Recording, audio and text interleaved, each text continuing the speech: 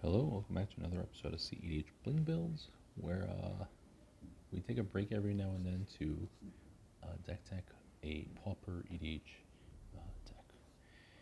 So today we're going to revisit Gretchen Titchwillow in 2022. She received a handful of things, which I think put her over the edge, and I believe, makes Tatiova outclassed in Pauper. Now, just a preface before we begin. Pauper EDH, there are only 2 banned cards as of the making of this video. And those 2 cards are Mystic Remora and Ristic Study. These 2 cards are banned in Pauper EDH. I run them in my decks because I bring a Pauper deck to low power pods, and so pretty much I'm just playing EDH, but but just at a common level. But if you're going to run this deck in Pauper EDH, right, proper Pauper, I would just cut these 2 in exchange for Lignify and Witness Protection. Very simple. Being able to keep problematic creatures off the board until these things are taken care of is welcome in the game. So the way Gretchen wants to win is pretty much, well, while she's on board, she could just start gaining a ton of value. Great, that's fine. But eventually, you would like to find an infinite mana engine. We have several ways to assemble an infinite mana engine through a Ghostly Flicker / Displace with Archaeomancer loops, Salvager of Secrets, all the redundancy. Scrivenger, if you look at the Oracle text, is a wizard, Harry. So keep that in mind. And a mnemonic wall. Using these cards, we can create a loop. You can look up how to do the loop online. I'm really terrible at explaining these things. But you can create a loop where one Archaeomancer will get the Ghostly Flicker or Displace, and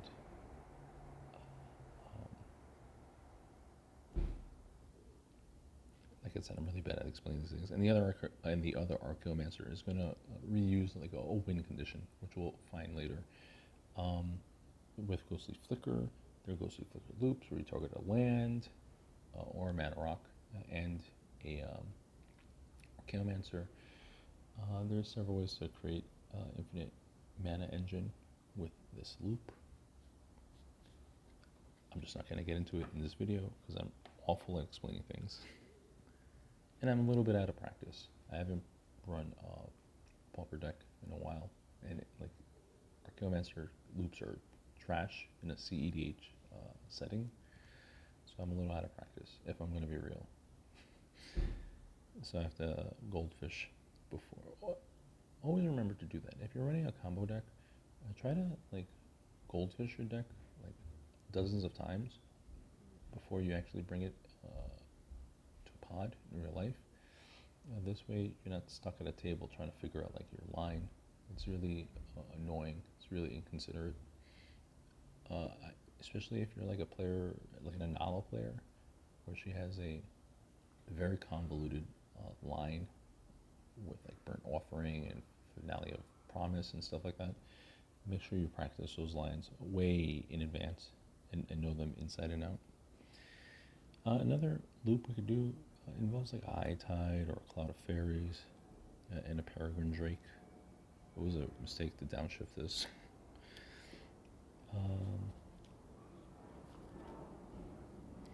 We also have Freed from the Real, which is the simplest of them all. Freed from the Real, very simple combo. You put Freed on a creature that could make 2 mana, including blue. Very simple. Ways to achieve that, whether it's a mana untapper a land untapper in a Simic growth chamber, or like an ore that goes in a land. It's in Pauper, it's annoying. In a regular game, we could just slap this on a bloom tender, easy peasy, very simple. But we're in Pauper, the combos we all know and love are more complicated unnecessarily. So you have a growth chamber, you tutor sprawl, just make sure you're not a scrub. You throw this on like an island or something. Wild growth.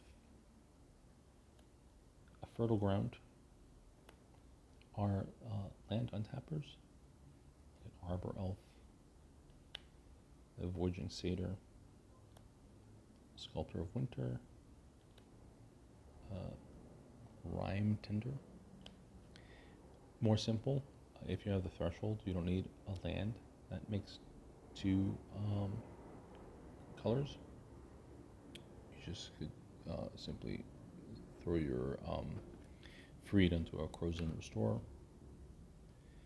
And then the worst of them all, a Wind Zendikon. This one specifically would go on a land.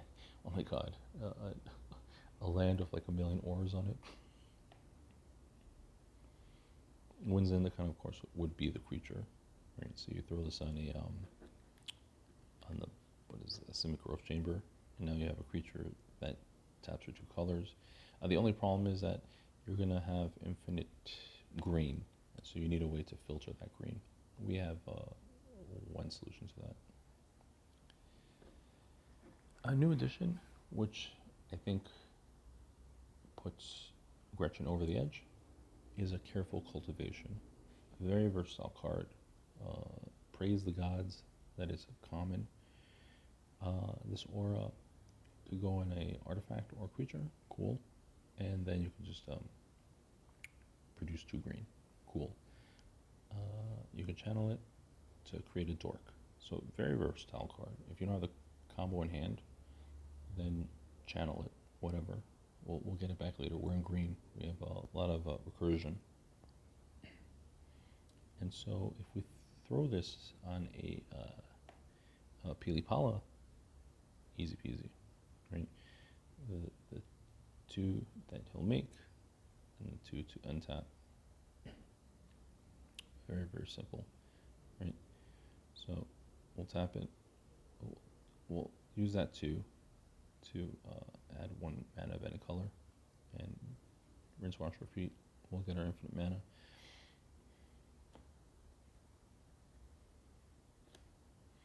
We could do some stupid loops with Mystic Sanctuary just for value, but eventually we could find like a win by just continuing to dig through the deck.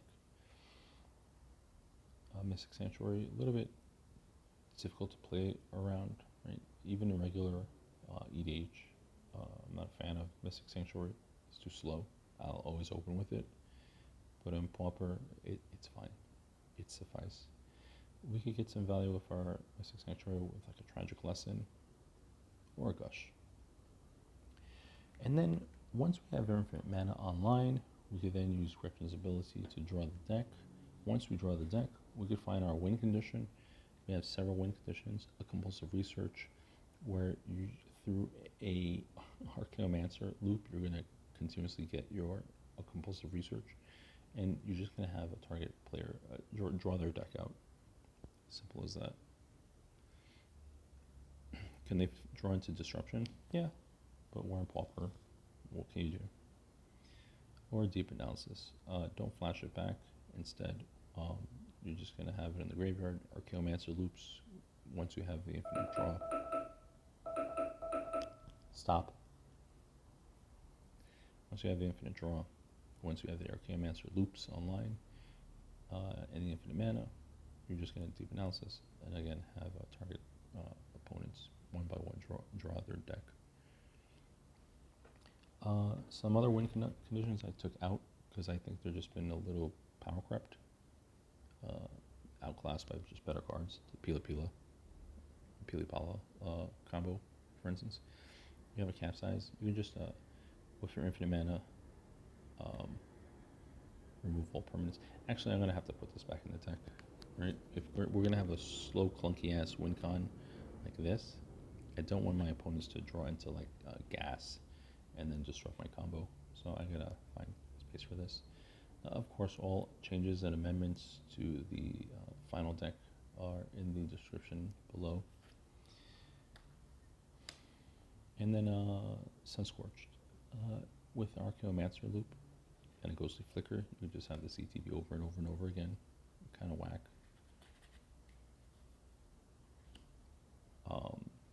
I've never once needed to win through this particular combo. So for me, it gets taken out the deck. And then moving on to the rest of the deck. We'll start things off with our counters, soft counters. We have a Tameo Safekeeping. Target permanent you control gains hexproof, which is neat. You know, ways to protect your Free from the Real or your the Pili Pala one, the Careful Cultivation. Vines of Asswood, more of the same. Deprive, Counterspell, Spell Pierce, Dispel, Memory Lapse, Negate, Turn Aside, and then the Force of Will, the format foil. Not as easy to play, but of course if you draw into any of these counter spells, just make sure you meet the requirements so it's not a brick in your hand. For our tutors, we have a Muddle the Mixture, Dizzy Spell, Crop Rotation, Nature's Lore, 3 Visits, Into the North. Step through, we have 3 targets, right? We have the Scrivenger, Archaeomancer, and the Salvager of Secrets. Merchant Scroll, in regular EDH, I've been not a huge fan of Merchant Scroll. There's just better options. But we have an important blue instance we're desperately looking for. We have our Ghostly Flicker, or the backup Ghostly Flicker, and things like Gush or Tragic Lesson, and High Tide. What's the backup? Oh, Displace. Backup Ghostly Flicker. Our draw package, we have a Brainstorm, Ponder, Preordain, Git Probe, Careful Study, Treasure Cruise, Impulse, Forensic Search. And don't forget these like Forensic Search, Snaps, Gushes. They get a lot of value in these High Tide decks. Runaway Together, I think, is a powerhouse in this format, especially in blue decks where the blue spot removal is kind of trash. But Runaway Together could put in a lot of work, get rid of like two generals. Snapback, it's free. I've even started running this in my heavy blue decks in regular EDH. I don't know why I've been sleeping on this card for so long. I don't know what's wrong with me. It's free. Snap. Oh, sorry. Yeah, so, which leads us into our removal package. Resculpt. Return to Nature. Nature's Claim. And Natural State. A card that I had to take the junk foil out of my Pauper collection and add it to my EDH collection because I didn't realize the price skyrocketed on this stupid card, the foil version. Some recursion, we have Reclaim, Season of Renewal, which is really, really good if I lose either the Careful Cultivation or Freed from the Real.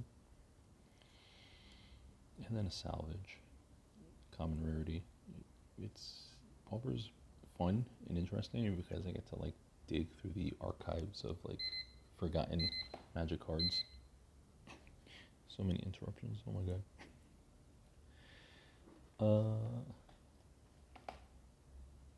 Orichi Leafcaller is a cheaper way to filter my infinite green mana. There's multiple times where I have like a ton of just green mana, and so this is fine.